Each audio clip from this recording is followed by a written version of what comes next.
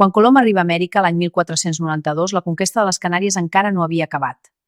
Està en ple procés de matança, esclavitud i extermini dels pobles indígenes.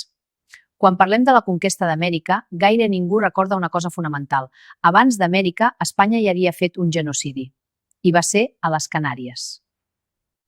Els habitants originals de les Canàries no eren espanyols, ni europeus. Eren pobles indígenes, emparentats amb els berbers del nord d'Àfrica. Cada illa tenia el seu poble. Els guanxes, els canaris, els majos, els mimbatxes, els benauarites, els gomers.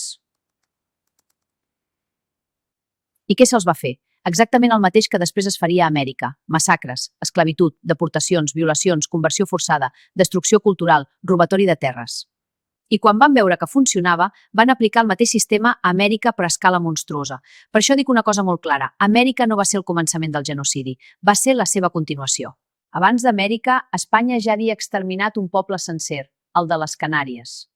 I els canaris actuals són el resultat d'un mestissatge forçat.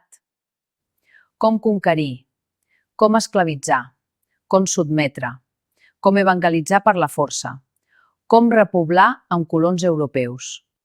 Indígenes supervivents, colons castellans, portuguesos, genovesos, flamencs, però la civilització indígena original va ser pràcticament destruïda.